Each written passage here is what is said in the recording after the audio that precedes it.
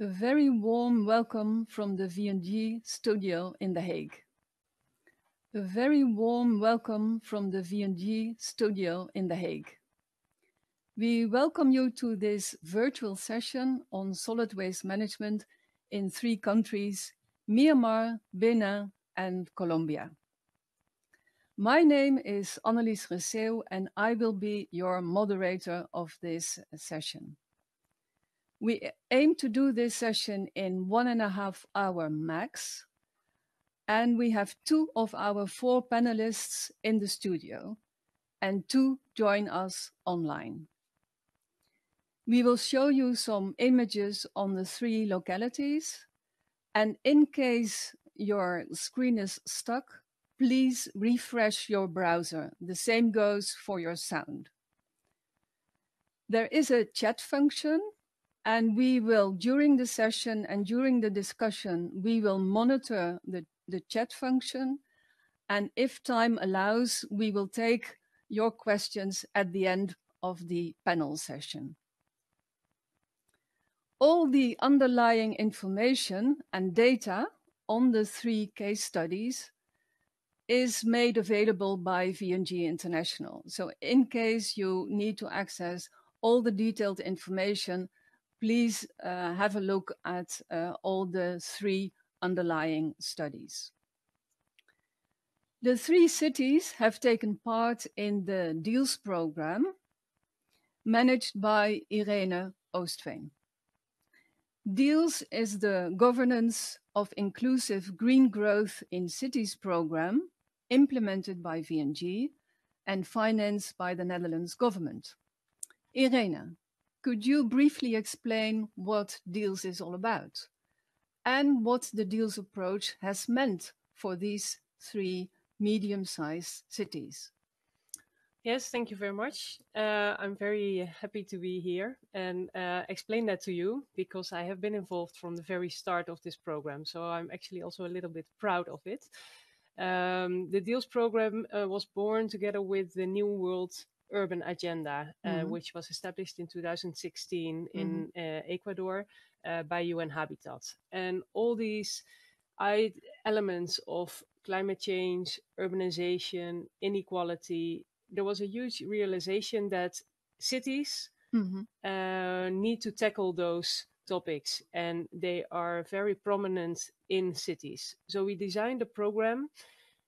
Underlying on these agendas is that local governments, where we work for, cannot tackle these issues by their own. So the whole DEALS approach was about how to relate to other stakeholders in your city and work together to manage sustainability, urbanization, and inequality. And in the Netherlands, we have an instrument called City Deals. Thinking about that, we choose the name DEALS to illustrate that partnerships are really necessary to achieve your goals. So that is what DEALS is about. Okay, yes. And this is also what was prominent in the cases of these 3 medium-sized cities. Yeah, so that was the great idea was then, okay, you have these huge metropolitan areas, but of course you have many, many medium-sized cities and not necessarily capital cities. So we would like to address the attention to these cities and how they can deal with the big issues in the world. And the nice thing about today is that we actually see cases from 3 different medium-sized cities in 3 different countries in the world. And yeah, exactly. Okay, thank you very much, Irene, for this small introduction. And as you said, the new agenda in which solid waste management is such a prominent issue anywhere in the world, but also in these 3 countries and these 3 cities. What we will now do is that, first of all, I would like to also underline that the baseline data and all the information that was gathered in these 3 cities was done in line with a World Bank study. The World Bank has been, of course, for ages, for decades, has been studying all kinds of urban issues, but also solid waste management. And solid waste management got their prominent attention in a 2018 study with the title What a Waste 2.0. And that study, which is a huge global study on solid waste management, was the basis to which the researchers in the 3 cities referred, and they used the same indicators as the indicators that were used by the World Bank.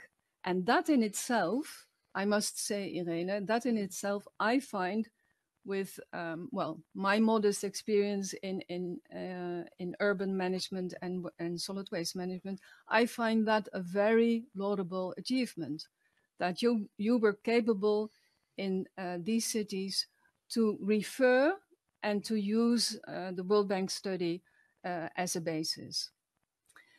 What we will now do is that we will first go to the 3 cases, and that we will do in a row. We will present you very briefly the situation in the 3 localities and more or less what was done.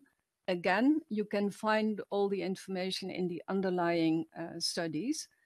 And we will do the presentations in a row. In the meantime, Irene, I would like to ask you to monitor the chat function so that in case we still have time at the end of the panel, that we will come back to the questions in the chat function. So please feel free to use the chat function. And we will start with a presentation from Myanmar first. So Tiku, I would like to ask you to do the presentation you so kindly prepared on your city, Patain, in Myanmar. The second one will be Benin, will be on Benin, Semepoji, and will be done by Robert, who is here in the studio.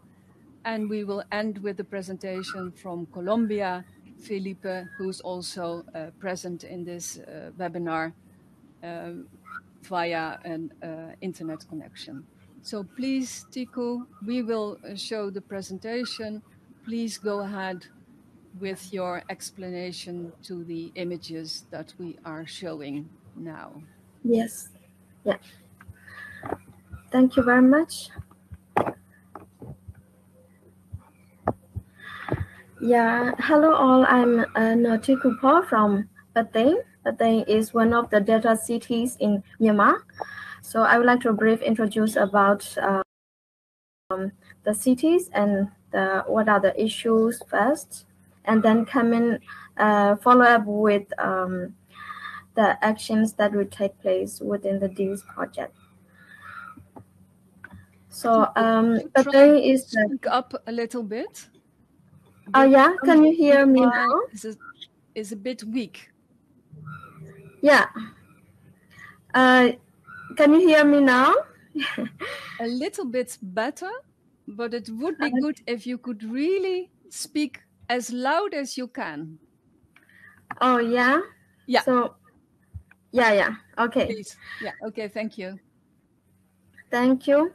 So, Patain is a delta city, and it's the population in Patain city has a population of around 240,000 according to 2017 census, and this is flat areas. And the major problem that you can see in our photos are like unmanaged solid waste, and this is a major issues of the cities. So this unmanaged waste are like a block in drainages and also in every corner of the cities. This is the photo taken before the DEALS project, and you can see that in the middle, the top one is the open dam sites. So this open dam site is now in the center of the cities. Before that, it's not in the center, but the populations become dense, and then it's become in the center. So this is the major problem that the Batang cities face. And then what we do in these projects is like we have a baseline data collection together with one of our stakeholders. This is Batang University. So you can see in the photos that the university students, they are master program students. So they go and collect the data in our pilot locations with the GPS. And then they also go to the household baseline data survey as well. And in the other sides, you can see we conduct a waste audit together with Myanmar. So I think then Myanmar also will view this their photos. Yeah. So within Myanmar, we conduct the waste audit in the dam sites, and also we conduct the audit in junk shops. They are licensed to Municipal.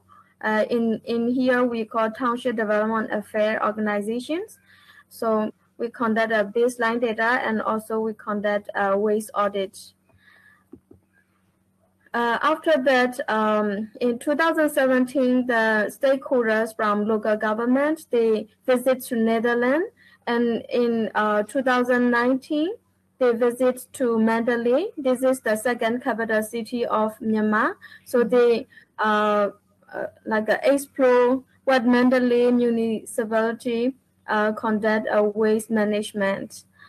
So in the photo, you can see the executive officers of Township Development Organization, and also elected chair of the Township Development Committee. They explore about the Mandalay situations through this project. So we also conduct the several workshops and trainings to capacity building to the local government. So this is one of the photo for revenue collection training.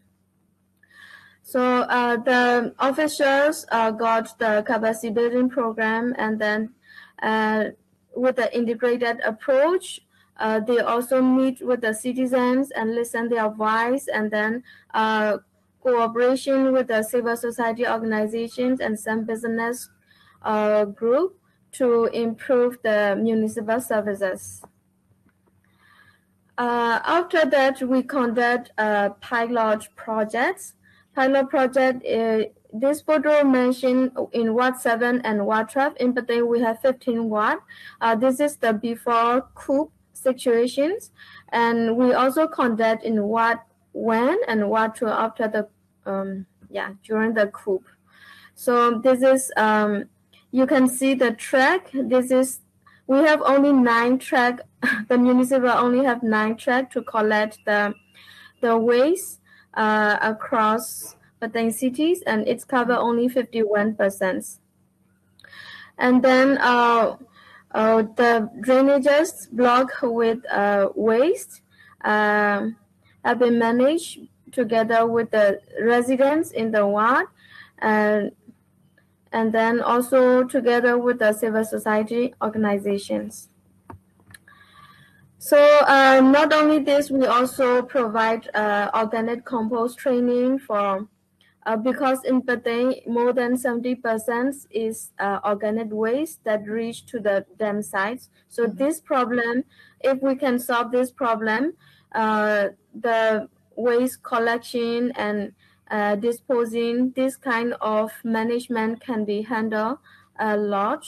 So we assume like that, and then what we do is we provide organic compost training. So most of the ward are produced with the garden yard waste, and also the kitchen waste is also the problem. So the women do organic liquid fertilizer through the kitchen waste, and then in the yard waste, we do organic compost. So you can see the organic waste collection bins that construct with the iron. So in this, we have a green station. So in this bin, being they will they can control the yard waste and organic waste and kitchen waste. So we can do organic fertilizer here. And this is the activities of community-based waste management through cash for work program, mainly for women organization. And then the women organization gather the women from the residents of the pilot wards, and then we do a cash for work activities. So the civil society organizations and also local government got capacity building and then awareness through the DEES project, and also some behavior change through the trainings to the customers and shopkeeper as well in some regarding to some campaign. So these are the brief introduction of these, and then I think we will have more discussion after that. Thank you very much. Thank you very much, Tiku, for this introduction. Very clear, and as you said briefly, and we will certainly come back to a couple of the issues that you have covered in your city. We now go to the presentation on Benin, and Robert Meerman has joined us to briefly present what was done in Benin under the DEALS program. Robert, please go ahead. Thank you very much, Annelies. Good morning, good afternoon to you all. I'd like to briefly present some of the results of the, well, first of all, give you an introduction, but also briefly present to you some of the results that we, and as we, I mean the whole team. I'm presenting it, but obviously it's a team effort that we've been achieving in Benin. Semipodji is a transit city, meaning that it's between the capital of Nigeria, it's between the capital of Benin as well, and it's a rapidly growing city. Currently, there is approximately over 200,000 citizens in Semipodji, so it's rapidly growing city with all its problems that go with it, basically. As you can see, some of the major problems included are illegal dump sites. There is a non-functioning system of waste, and that is basically the situation of a couple of years ago. There is a little bit of doubts. There were some doubts about citizens, whether they did really were they willing to pay. The whole chain of waste management wasn't really functioning at the time, so you see that citizens are doubtful of paying for services. And obviously, well, and at the fourth point I'd like to highlight as well is that there is no formal sort of exchange platform between the different stakeholders. And again, that was the situation at the start in 2017, 2018. As you can see, this is the DEALS approach in Semipodji, but I guess there are some other similarities with other cities as well, whereby similar approaches are taken. So I won't go too much into detail in this one, but you see on in the yellow figure that there is citizen engagement, multi-stakeholder platform, but also integral and anti-silo approaches that we have been stimulating using in the DEALS program in Semipodji, exactly. But also in other cities. I'd just like to highlight a couple of major results. And again, this has been a team effort. So I'm presenting on behalf of colleagues, on behalf of city focal points in Benin, on behalf of our équipe focale, as we call it in French, but also the mayor and obviously the citizens. So it has been a team effort, really. But some of the major results include the fact that we have Could you just enlarge the picture a little bit? I think I need to have glasses soon. Next time. Yeah. But it's the internalization of the équipe focale. So there is a team that works on this anti-silo way of working. And that has been something that we have been trying to focus on in the deals program quite a bit. And one of the major results now is that this is going to continue also after the deals program. So it's going to be an integral way of working. Yeah. Different departments within the commune will continue to work using a new name, but at least it will continue for the coming years. So that is something I think is important of a heritage of the deals program. Another example of, and I think this is a pretty big one, is the formalization of a strategic partnership. So at one point, this wasn't foreseen in our program, but at one point there was a private society set up around waste management. And this has become quite big in the sense that it was not only formed with 5 municipalities around Lac Nakwe, big lake, in Benin, but it's slowly being upscaled, that whole model of working together, and so that society has now received the mandate to operate at national scale, and we've formalized our strategic partnership in such a way that they really see the added value of the role of the municipalities in waste management. I'll probably add a little bit more on that later on. Yes. I think this is also quite key, citizen engagement, increased awareness of the importance of waste management. We've been doing, ever since the beginning, some campaigns on the importance, health importance or health risks, but also basically the risks when not doing so, and the importance of being involved in waste management, using cartoons, campaigns, joint activities in several parts of the commune.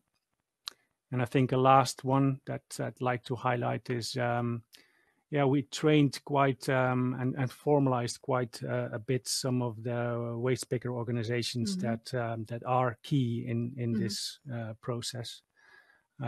So we trained them, we formalized them, we made sure that they got their place in this new society that came up. And as you can see as well on the photo on the right, making sure that they are owner and they know where to deposit basically exactly. some of the waste. Exactly. But again, I'll probably go into more detail later on about. Okay. Thank you very much, Robert. This has really been another interesting presentation. And I would very much like to come back to you on certain elements that you just now presented to us. We now go over to Colombia, to Felipe, to tell us something briefly on the Pereira case. So Felipe, please go ahead. Thank you. Good morning to everyone. I will go through, sorry about that. Well, in Pereira, the topic at hand was formalization of waste pickers. There is a national legislation that started in 2016 that promoted this process, where municipalities had to work and promote the formalization of this population. So when the deals program came to Pereira, the process already started. So our contribution was to assist the municipality in this with this philosophy of working with multi-stakeholders and anti-silo.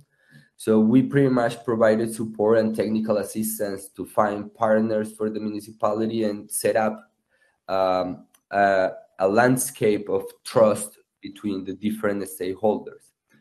So when the way speakers in Colombia used to work, and still is the situation in some cases for Pereira, but you will see that the situation has improved a lot.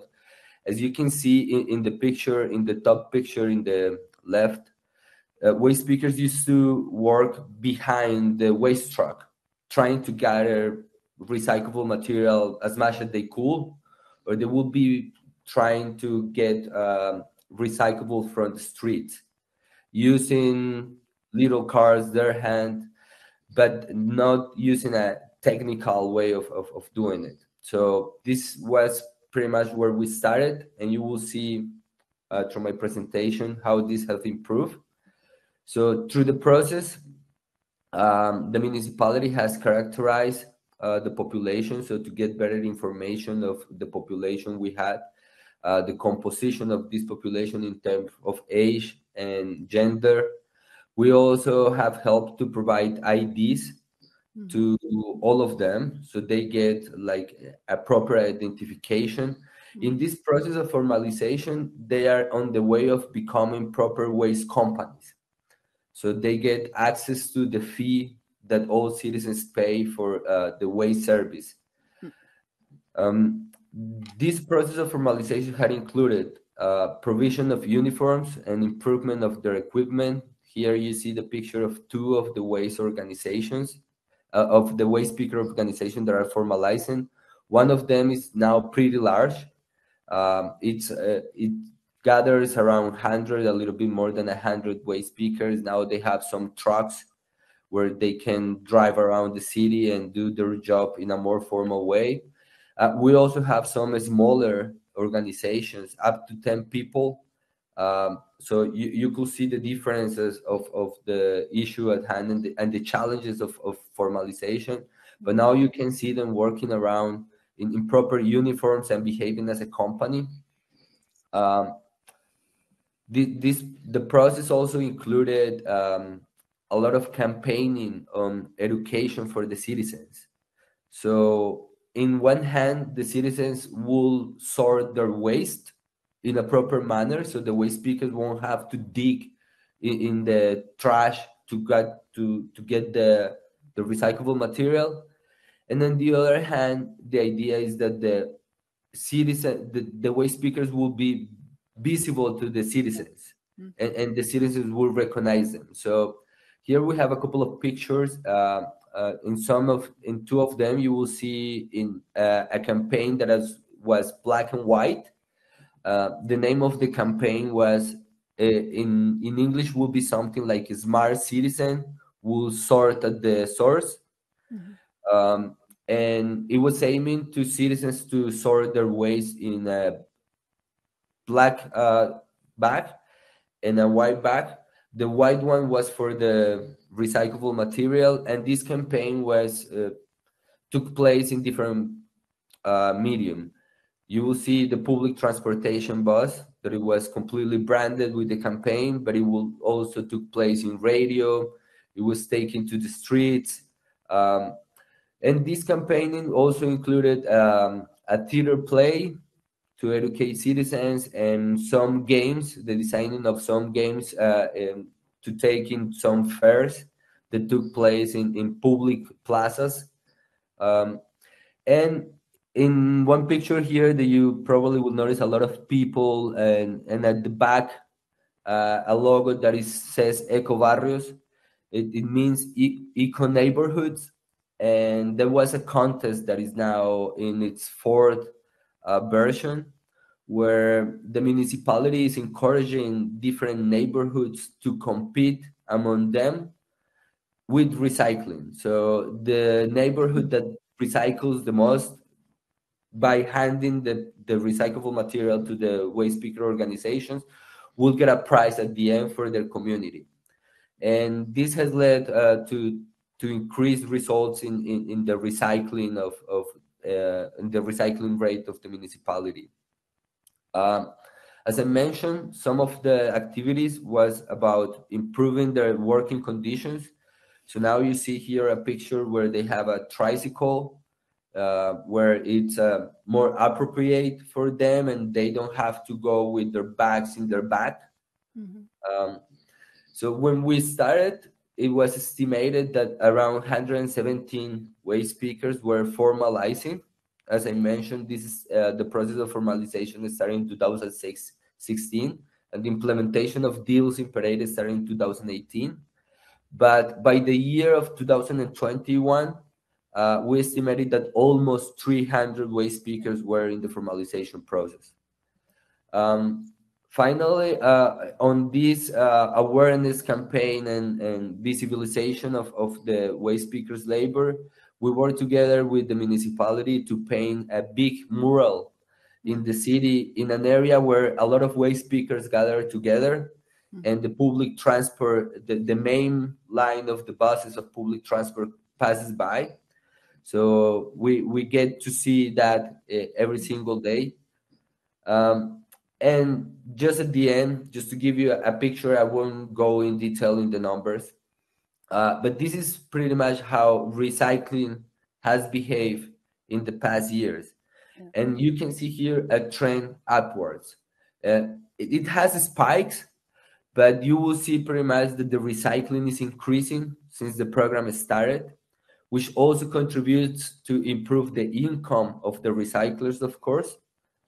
They have now two sources of income by selling the material that they gather, that they collect, but also because they are becoming waste companies, they get access to the fee of the waste service. So the more that they collect, the better they do it in financial terms. So in summary, here you can focus in the last column probably. We have a summary of the waste production, final disposal in landfilling, and the recycling rates of the city. So by 2018, we estimated a 0.3% of recycling rate. So pretty much all the waste was going to the landfill. And nowadays, by 2021, because for 22 the number will be a little bit higher. For 2021, we estimated 1.8 recycling rate. It's still pretty low, but when you sort of make the analysis of the increase in this for a year, you will see a six-fold increase in the recycling rate of the city. So it's not meaningless. No. And that's it. Thank you so much. We will discuss more in detail all these issues. We will. Thank you very much, Felipe. A very nice presentation on the one of the elements that you have been doing in the deals program in Pereira, namely the formalization of waste pickers. We will now do the panel session with a couple of questions to all three of you, and I will be, especially with the two panelists taking part online, I will be clear in whom I'm asking the question to. First of all, and of course, let me also add, and this is not new to any of you, but I just would like to mention this. During the course of the deals program, of course, especially in Myanmar, the situation changed, and TQ already referred to that in her presentation as well. So all and everything that she presented happened, and that was the situation until the coup, and the situation changed drastically in Myanmar. With that being said, I would like to start off with a question to Felipe first. Could you clarify what was the main solid waste management problem that appealed to the deals approach? And as Irene explained, of course, deals is all about partnerships, looking at the marginalized urban poor, etc., and how this could be strengthened not only for the most relevant stakeholders, but also strengthened institutionally. Felipe, could you elaborate on that, please? Yes, of course.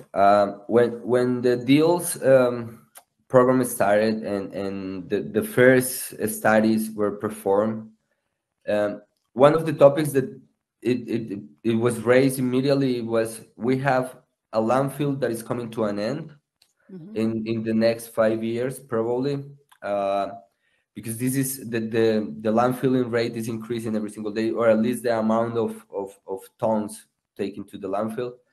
And this is combined with a vulnerable population that try to recycle, but the recycling rates were pretty low. So you have the two extreme scenarios there. But also, because of the national regulations, the municipalities have the responsibility to help and the recyclers or the waste pickers to conform organizations and become waste companies.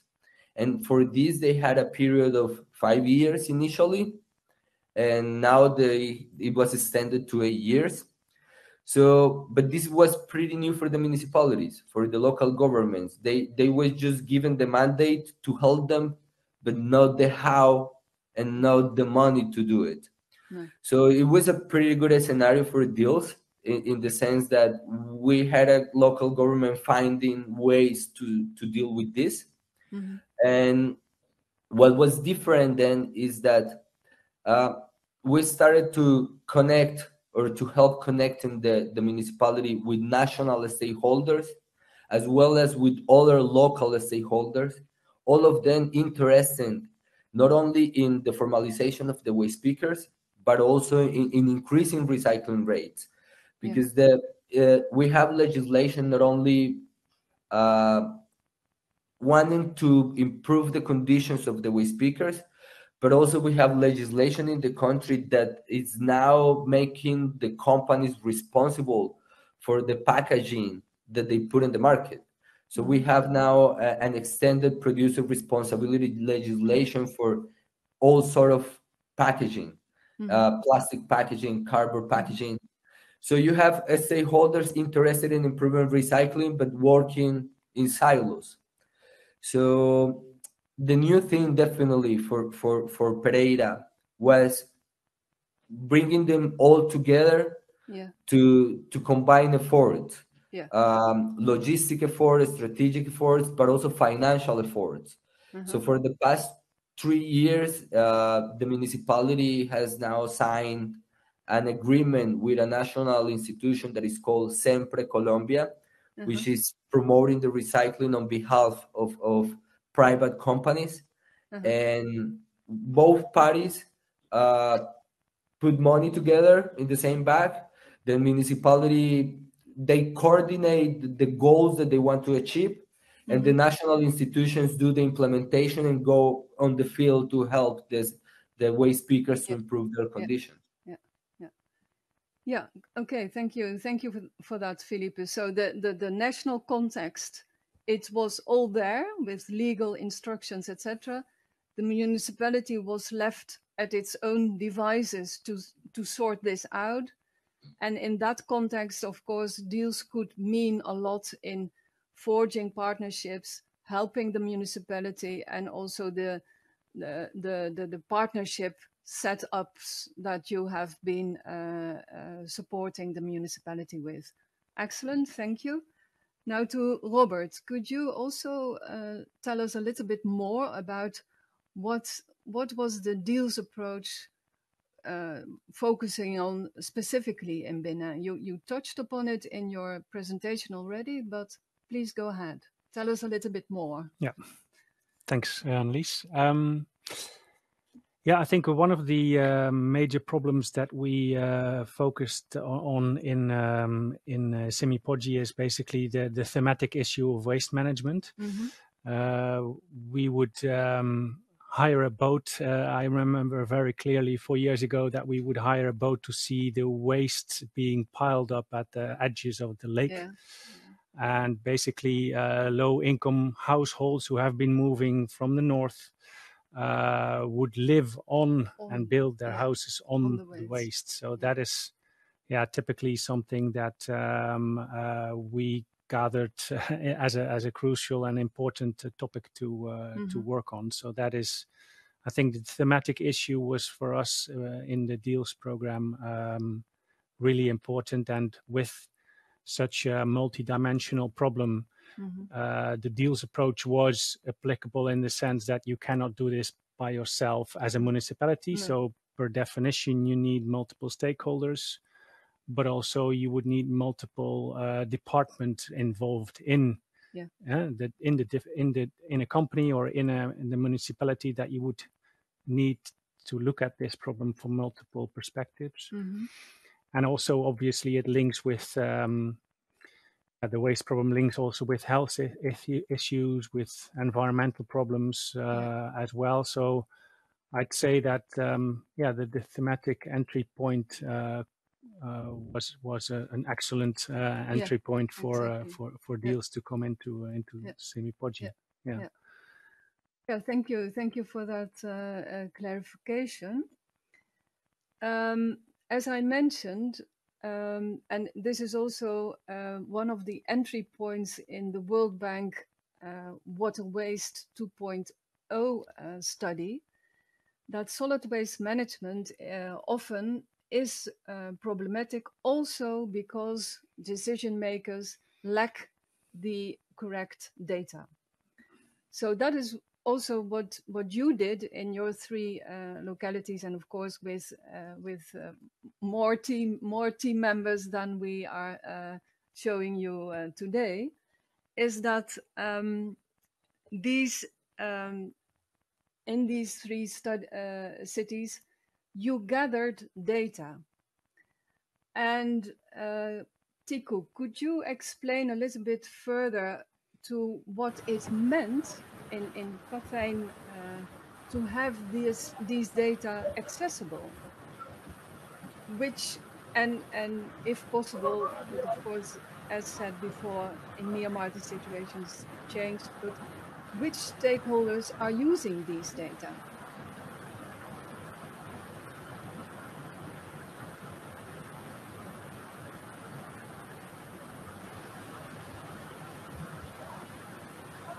Tiku, is your sound on?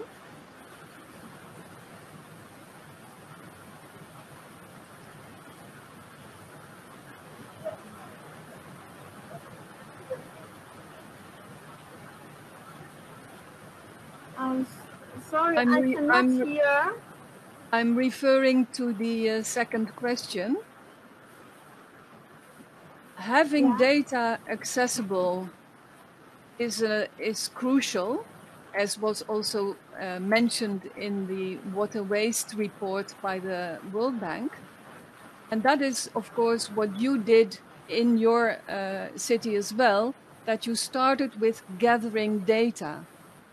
And now with having these data accessible, what difference has that made?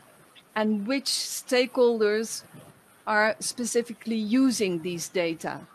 It's the second question. Thank you. For the second question about the data, so pre-coup, I would like to explain the pre-coup situation. So the whole range of government actors can use these data. So not only development affairs, in here, in this project we call municipal government, can use these data, but also other relevant stakeholders such as member of parliaments and Ministry of Social Welfare and Department of Irrigation, so also Environmental Conservation Department, they can use this data because these issues have linkages in every sector. And also the citizens and civil society organizations, including small business sectors to big industry as well. These data benefit for improving solid waste management governance in Patain, to divert the organic waste and to improve municipal waste collection systems. So after the coup, currently, like we are zero contact, zero collaboration with SAC, State Administration Council government, but the data still can use to the citizen and civil society organizations. For example, due to waste audit reports, we can still use the data in cooperation with civil society organizations to make organic compost and to conduct public awareness raising. And the waste audit done before the coup, so regional development affair organization and other local governments adapt some of the recommendation in their short-term plan in solid waste management action plan. So due to the waste audit data and baseline data, the municipal realized they have to focus on awareness raising to the citizens. Before that, they don't have much collaboration with the citizens, and citizens are not much like a trust in them that we conduct the integrated approach. So this is like very much new to them that they like practice this approach and then got benefits from the data and then the project. Okay. Okay. Thank you for answering this question. If I understood correctly, because the sound was a little bit on and off, having gathered the data and having these data sets available, underlined the need for governments to raise awareness on waste production among the citizens. Thank you for this reaction. Felipe, over to you. What difference did it make for stakeholders in Pereira to have these data available? In general, I think the situation of data in Pereira it's quite good. The issue is that it was all over. Yeah. And some data was produced at the municipal level, some data was produced by private stakeholders, and a lot of the data is produced by the waste companies, but only reported at the national level, and not necessarily reported to the municipality. So I think the main use for it is to first to have it all together. Yeah. So any stakeholder interested in waste management now will have a single source of information, an updated one. And in the case of the local government, we've been in the past year in the process of updating the municipal waste plan. Yeah. And for that, this is something that has to be updated every 4 years in Colombia. Every single incoming mayor has to update the plan. And for that, you need to update the baseline of numbers. So definitely for the municipality is the one that benefits the more right now with it in the process of the update of this plan. And we expect, because the article of Pereira was finished almost a year after the other articles. So we are now in the process of spreading the word. Yeah. We expect it really gets used by in the new contract that the municipality will sign with Sempre Colombia, this national institution. So now they will have better numbers on the waste speakers and their needs, and actually what the waste situation really is. Yeah. Yeah. Okay. Thank you for that. And also this highlights that even in Colombia, which is a middle income country, and Pereira is one of their cities, that data were available. But again, the municipality was really struggling with having a complete and an integrated data set, which is now helpful not only for the decision makers, but also instrumental in new partnerships at national level. Excellent. Thank you for that. Robert, over to you. With solid waste management, and it's an issue, of course, everywhere, there's always this tension between short-term, long-term. Short-term, I, as a citizen, want to get rid of my waste. And the municipality thus has an immediate problem and the immediate duty to collect my waste. And the long term, which is, of course, the environmental effects, etc. And this tension between short term and long term is everywhere. But we see this maybe even more prominently in countries like Benin.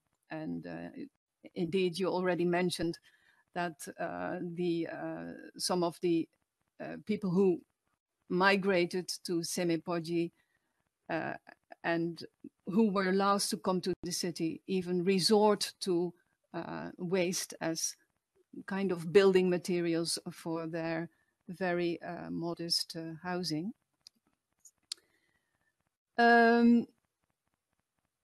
Could you elaborate on, and what I wanted to add to this tension between short-term and long-term is always the other element, and that's also highlighted in the Water Waste 2.0 report, that solid waste management for municipality is a costly affair. Mm. And in low-income countries, on average, a municipality, 20%, so 1/5 of its budget goes to solid waste collection. Could you elaborate on willingness to pay for waste collection among the citizens of Semepoji? Yep. Thank you for the question. It's a good question. I'll try to answer as best as I can. And before answering, I think it's important to highlight a little bit some of the history, let's say, and the process that we have been going through in the last couple of years. And I think it's important to start at to begin with, 2017, 2018 when we started, so 4 or 5 years ago. And we saw, as I briefly also explained, that a lot of waste was being thrown on the streets like that. It was thrown in the lake. You would see, as you say, waste everywhere around the lake boundaries as well. And basically, there was not a priority for waste management in those days. And I think as time went by, I do think that we, with deals, we helped a little bit on putting more awareness on that problem and the eventual problems that it would create on a longer term as well. So we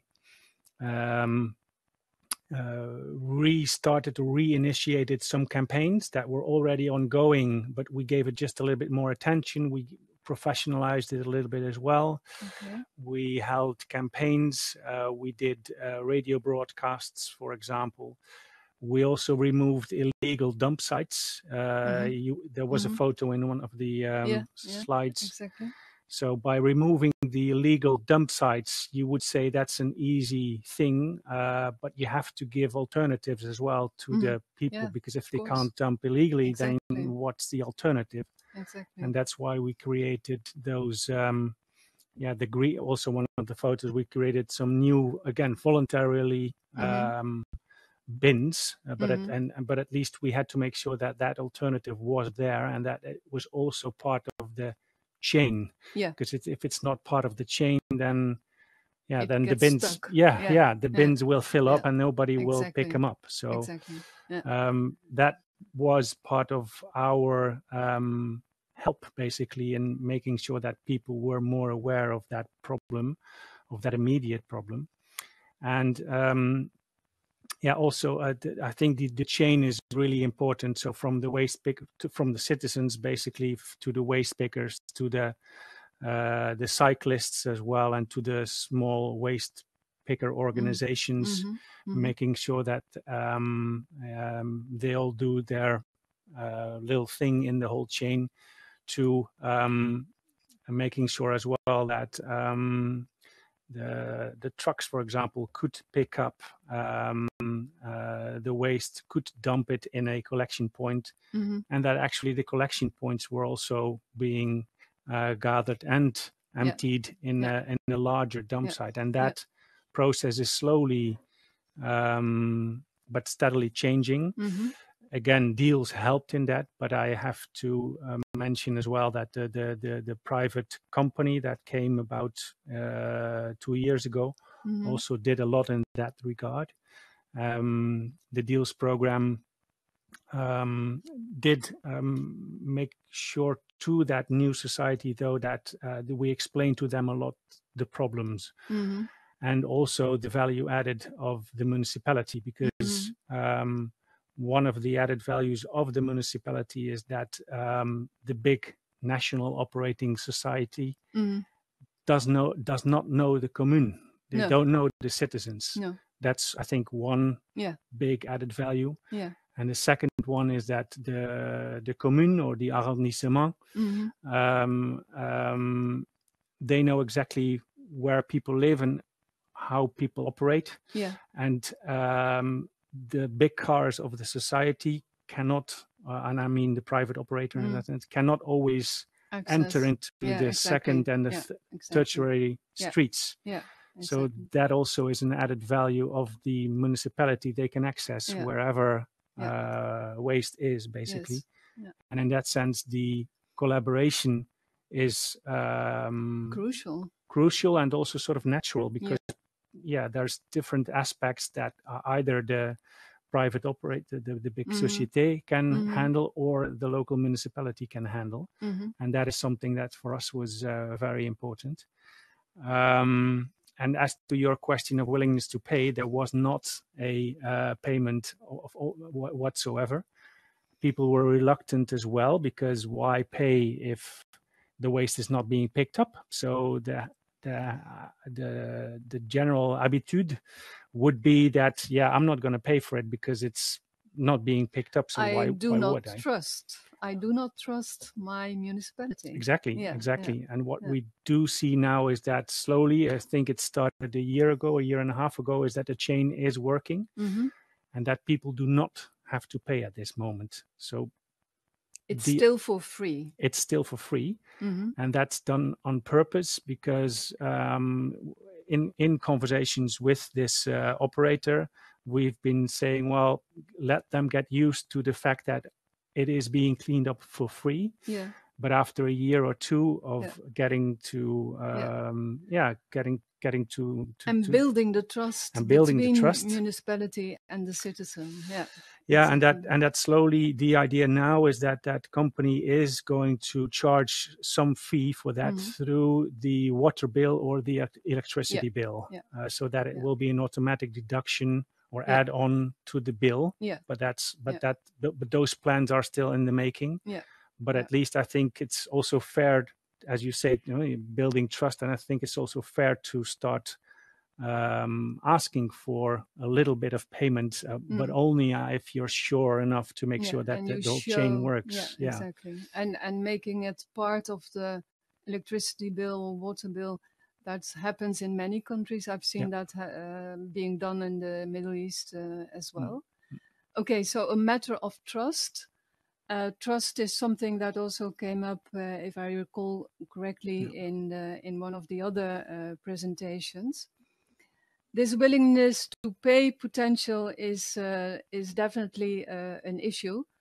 And as Robert also highlighted, thanks to a national program which is being implemented now in Benin, the service is still for free. But again, the trust between the municipality and the citizen was really not there. So this willingness to pay is also something which needs to be something that the municipality is trying to gain from showing a decent service. Thank you for that. I would like to go to Pereira, to Felipe. And of course, comparing, but there is no comparison, of course, because as Irene also mentioned, and as we all know, these three cities and these three countries are completely different. But then again, Pereira seems to be the most advanced in solid waste management, etc.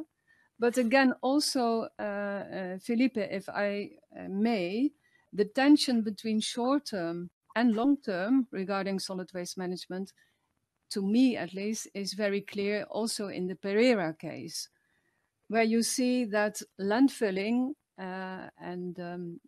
thank you again for your very nice study on Pereira, where landfilling is still more attractive than recycling, with all the environmental effects. And as you mentioned, the landfill will very soon be full to its potential. Could you elaborate on that? And again, I know that the recycling rate, and that was your last slide, is already sixfold from what it was. But to be But honest, we are far the from. percentage is still very tiny. Could you elaborate on any policies or anything foreseen to change that situation, Felipe? Yeah, I will sort of pick up from Robert's comment, and it's in Colombia, municipalities are sort of short-handed in what they can do regarding the fee for the waste service. We have a national regulation. We actually have an institution at the national level that regulates and set up a specific formula of how waste companies will calculate the fee that they will charge to the citizens for the service. And municipalities cannot affect that. No. So up to date, this formula or this tariff structure, it's performed in such a way that landfilling is the preferred method because it's the economical one that is viable. And that puts a lot of limitations to what municipalities can do to invest in promoting recycling. So everything that municipalities do to improve recycling have to come from another or another source of financing, not the waste service per se. And with that scenario, now the situation in Colombia and at the national level, now we are aware all over the country that this is a problem, and landfills are coming to an end, not only the one in Pereira, but all over the country. So this year, this national commission, the regulatory commission on water and sanitation, started some studies on how to change this calculation or this formula to make recycling an activity that is profitable, actually, so that they can compete one another, landfilling with recycling. So this is one of the things that is being done at the national level, but of course it will take a while. These are studies that probably will take a year or two until you get a new formula that all waste companies have to implement. This is one of the elements. The other element is that since 2018, we started to charge a landfilling tax. And that landfilling tax, even if it's pretty small, is now part of the waste service fee that all citizens pay. So the less that the citizens recycle and hand in to the waste organizations, to the waste picker organizations, the more waste it's going to the landfill and the more they will pay in their fee, basically. So indirectly, the citizens get affected by not sorting the waste and providing the recycled materials to the recycling population. So that fee is collected, that tax is collected together with the waste fee altogether, is transferred to the municipality, and then the recycling companies can present projects to the municipality for improving their recycling facilities, their vehicles, everything that they need to improve the service. So they can present projects to the municipality to access these sources. Okay, excellent. Thank you. So again, a couple of measures taking place, also because of the prominence of the problem of the landfills and of course the environmental effects. Thank you, Felipe. I would like to go over to Tiku to ask you, Tiku, what was the focus of the awareness raising activities that were taken in Patheng during the DEALS program. Could you please elaborate on the awareness raising activities? Yeah. So we have been implemented the awareness raising of like solid waste management and waste reduction, such as the reduction targeted to single-use plastic bags, and also the behavior change awareness of consumers and the shopkeepers, and through the campaigning process as well. So another is the awareness raising on composting organic waste and kitchen waste to the women group. And also we provide the awareness raising to civil society organizations about the solid waste management and also water management together with water aid organizations. So all of this awareness is for the purpose of benefiting the stakeholders, that they were fully aware what are the issues that can affect through and manage solid waste and how to reduce it by their knowledge. So we are now in the pilot of women household leaders to produce liquid fertilizer through kitchen waste. And they can sell this, and this waste management is without municipal involvement. So for the financial aspect, we aware the citizen together with the local government and let the citizen knows how less the property tax, which include waste collection tax. In this way, the citizen willing to pay more for the waste collection.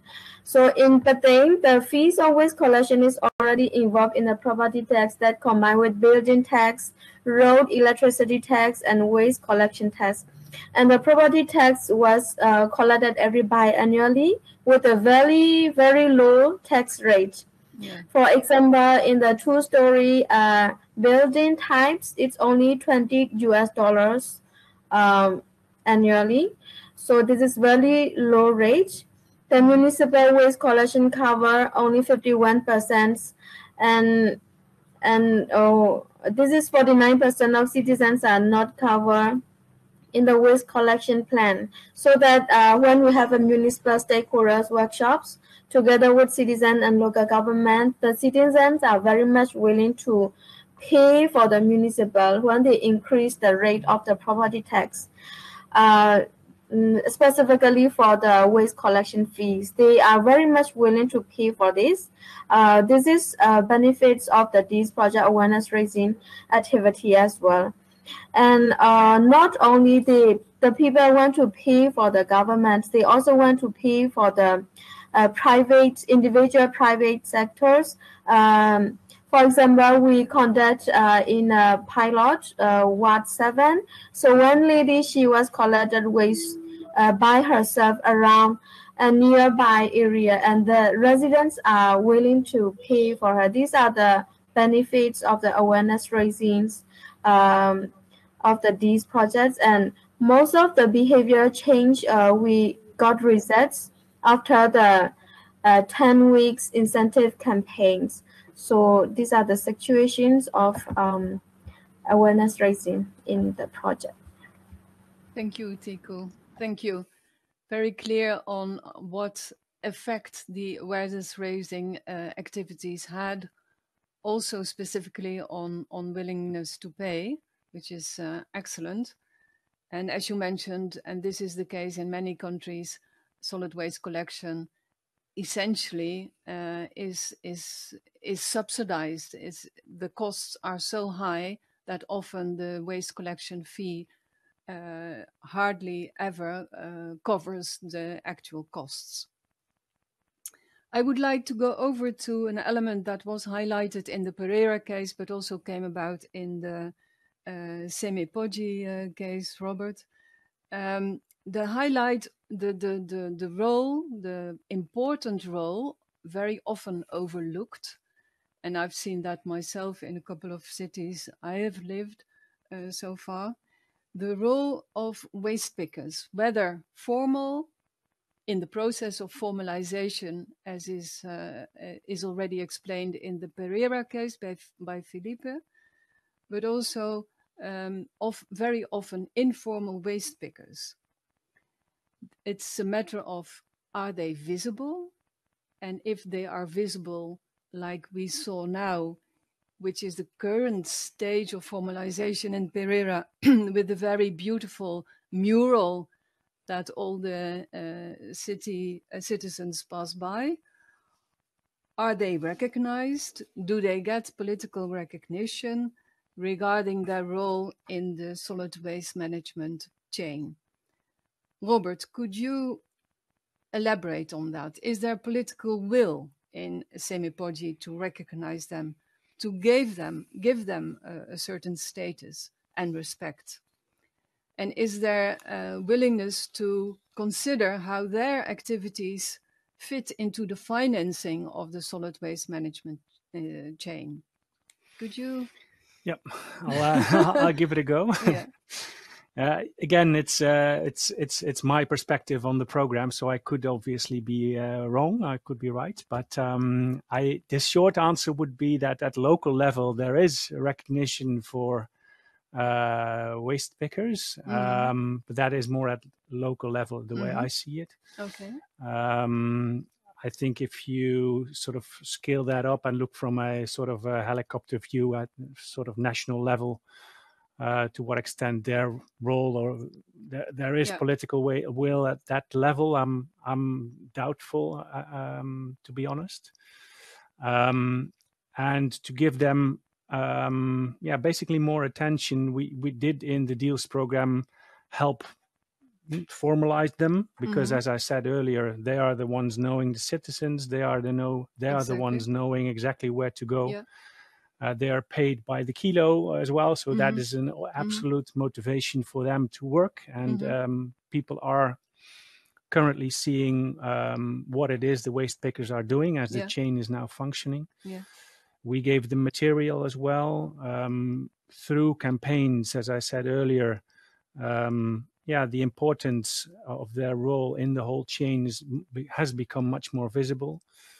And the formalization. So we helped a couple of waste picker organizations file their dossier to make sure that they are a supplier of the national to give them official status. And also a certain area which they could operate in. But again, I think they are hugely underestimated at this point. And that was basically the reason for giving them some attention, some material as well, because they don't always have the appropriate material either. And I think an important campaign currently is, and that is a campaign that has been going on, but we have sort of strengthened a little bit, is in French we call it the zéro déchet, so the no waste, whereby basically per area there is a week of no waste organized, whereby the waste pickers are being highlighted, but also the citizens, even the mayor, even the équipe focale, everybody works along and make sure that there's a common effort to clean the streets. So, and then again, that's also where the waste pickers are being sort of highlighted and being are being visible together with the mayor, which also sort of gives them a higher status. But it's as far as I can see, it's at the local municipal level where they are being valued. In contrast to the case of Colombia, where national legislation is there now, more or less forcing or helping or inducing the formalization of waste picker organization in the country. So that was in that national context in Colombia, of course, that it was conducive for the Deals program to also go with that and support that formalization process. Now looking at the Deals program, and the Deals program has been a 5-year program, will come to an end later this year. What changes are embraced institutionally? And I'm now looking at Felipe. Felipe, could you highlight some of the changes that came about thanks to the deals program and this partnership approach with a lot of stakeholders also in your city.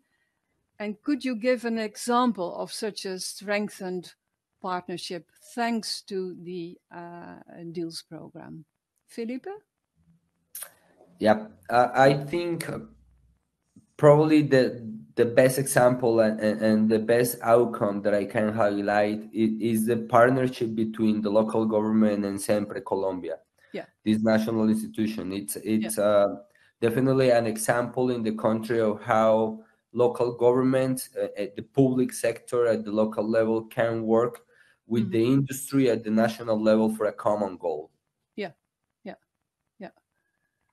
But And it is a complex matter for a municipality to enter into a partnership with a national operating company, I imagine. it was very difficult at the very beginning. The first year they signed a contract. The deals provided a lot of technical assistance with experts on public contracting, experts on waste management.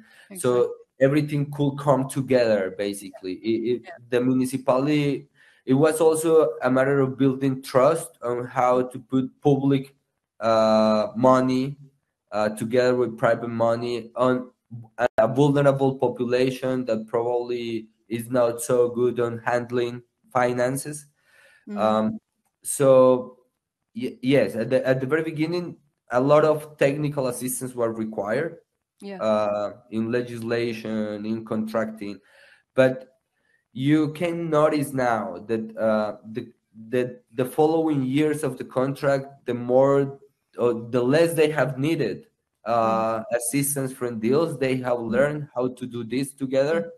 So I want to think and I believe that this process will be sustainable without the need of deals. We join you in believing that, Felipe. No, and like the last year, definitely we didn't intervene that much. Okay, good, excellent. That's the way it should go with a program ending this year. Thank you for that. Maybe Tiku, I know we all know that the situation changed drastically in Myanmar, but could you give us an example of what is now embraced institutional? So for example, could you give us an example of a strengthened partnership in Pathain municipality? Yeah.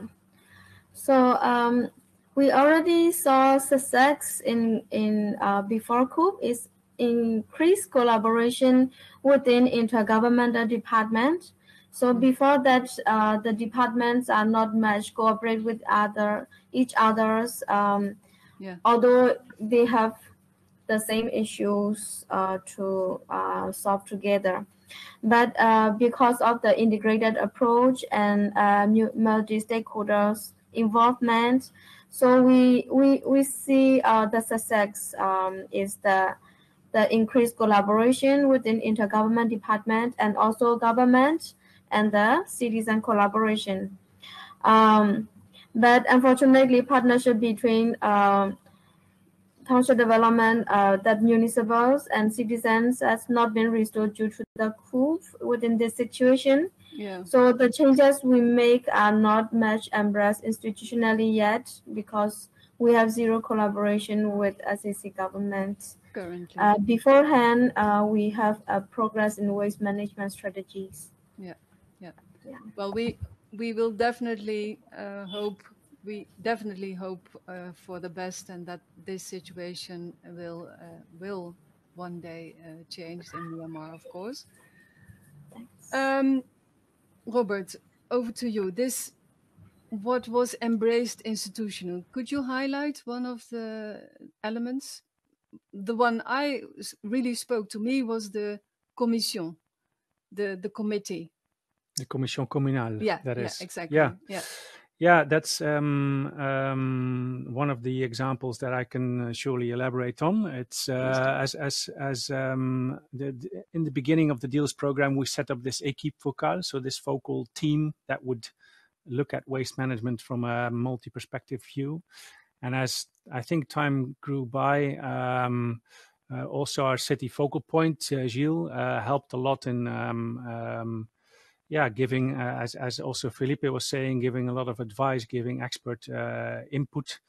And I think slowly but surely, this is something that way of working has slowly captured the imagination and the conviction of basically of the mayor as well. Good. Seeing that, hey, this is a way of working that has benefits. And he confided to us, I think it was December last year, that he basically said, well, okay, we'd like to continue using this commission communale. So basically this functioning of this équipe focale in our regular budget lines as well. And we'd like to continue working in such a way on solid waste management, but possibly also other thematic issues. I don't know about the latter, but that's... okay, good. It surely was, I think it's a strategic and sustainable solution as well, that at least the way solid waste management is looked upon will be continued by the municipality.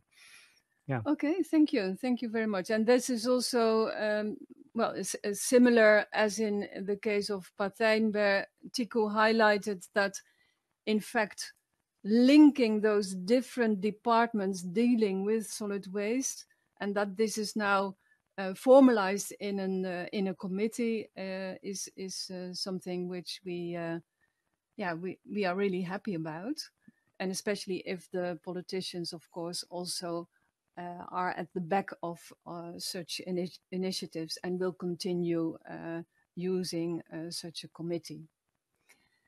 Now, first to Tico. If you were now in power, the one who has decision power over your city, what decision would you now take regarding solid waste management in your city, based on what was done, based on the data that were gathered during the deals program? What decision would you now take first? Tico. Yeah, let me assume I'm the mayor before the coup. Otherwise, I will be arrested because I'm elected I'm elected from citizen. So what I like very much in the D's project is I wish to continue with the integrated approach. This worked very well. Because, for example, in the pilot project that we conduct, we work together with member of parliaments, civil society organizations, and different departments together and also ward-based groups, and also together with like a business sector also involved. So all of these sectors involvement makes power of changes. Yeah. So in the water, this is very flooding area. Every year flooding, and the water cannot flow because of the drainages are blocked. So this part of counterpart stakeholders work together, and what we see the effect now is it's not flooded anymore, and the residents live in there are very much happy, and thanks to the approach. Okay. So I would like to continue working. This is very much in line with the thing because we are very much in low-landed area. Yeah. So I will continue working this integrated approach because I see fruitful results. Yeah, exactly. Thank you for that. No drastic changes, just continue in this integrated approach, which is so crucial to the complex issue of solid waste management, which affects all issues of life.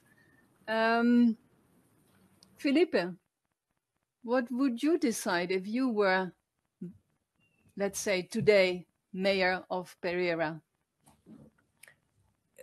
I think I will decide to invest more on recycling and setting up more like better conditions of warehouses with proper equipment for recycling, improving the vehicle fleet. Even these marginal investments, because they have been small in comparison to actually what running a waste company, a large waste company, the landfills is. These marginal investments have proven fruitful. Yeah. So definitely, I will double, triple, or even more the investments of the recycling facilities, because it proves that it works. Yeah, and apparently, and that was also something which was prominent in a couple of the other VNG projects which we have been doing on solid waste collection. Apparently, in Pereira and in Colombia, the market for recyclables is there.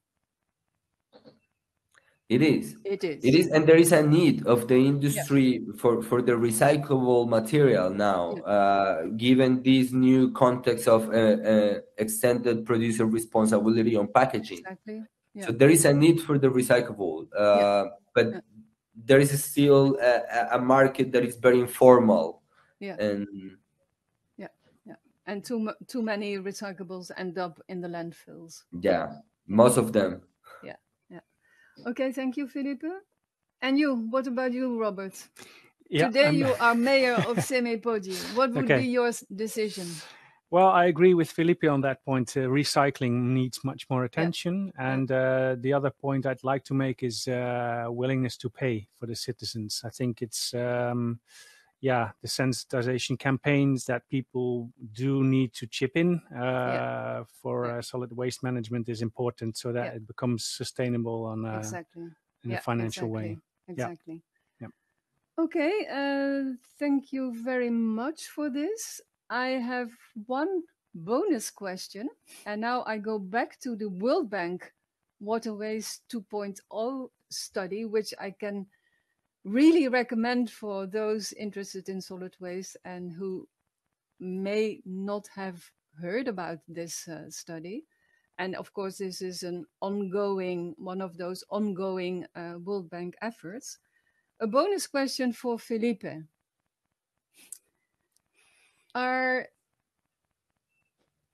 Do you have any recommendation to the group of researchers behind the water waste study of the World Bank? What could they do differently next time? This is a tricky one.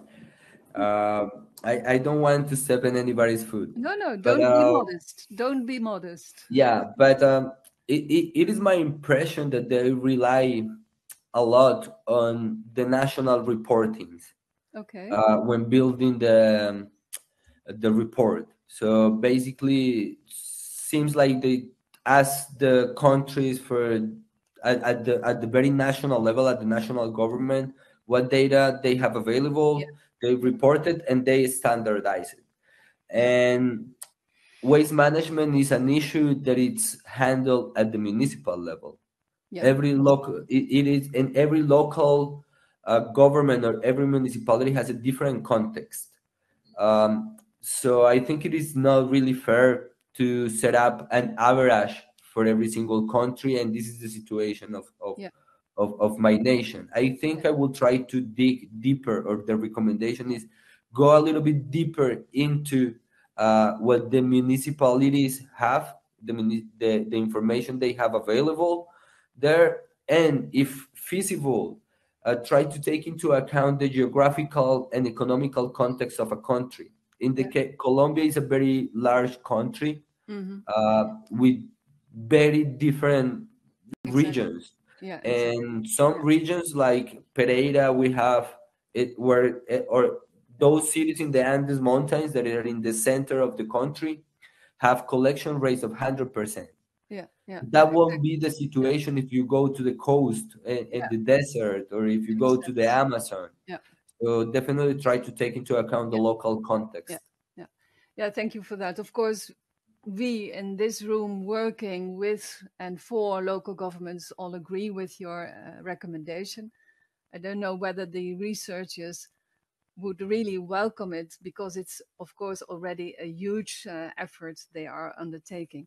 I'm now looking at Irene. Any chat functions? No questions? Then I would like to thank you very much for attending this webinar. Please have a look at the underlying 3 studies. Also, there is a summary report that summarizes the 3 case studies. And all these are available from VNG International. And I'm looking at Irene. The links are also in the chat function currently. I would also like to thank the studio technician, Bas. You have not seen him, which was good, because everything functioned excellently. Thank you very much, Bas. My final remark is only an advice. Please remain on the lookout for similar events VNG is organizing with a lot of information. VNG makes all the information available, mainly also through the website of VNG International.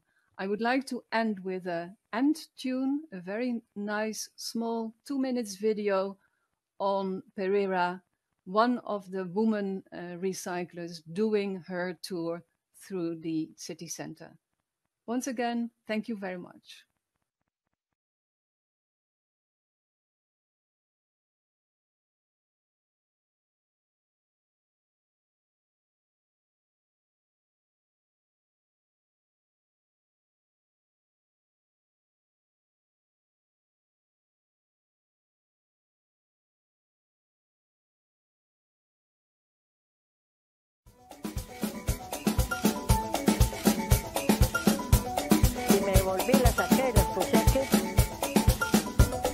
Me llamo María Consuelo Henao Londoño y llevo 10 años de reciclaje. ¡El reciclaje! Gracias. Nosotros le compramos el reciclaje a las mujeres, más que todo las personas que vienen acá son mujeres cabezas de hogar. Mujeres que son muy emprendedoras, como es doña Consuelo, y la labor que hace es muy bonita porque ella está ayudando al medio ambiente, y desde que ayuda al medio ambiente puede subsistir del reciclaje. Para mí reciclar es como las botellas de gaseosa, el cartón, aluminio, chatarra, cubetas de huevo, cositas así que es reciclar, pero no es, prácticamente es basura lo que le dan a uno. De a veces le echan a uno rollos de esto. Esa es la importancia de que las personas lo hagan desde la fuente, de que ellos no tienen que meter la mano a la basura, sino que ya todo está separadito.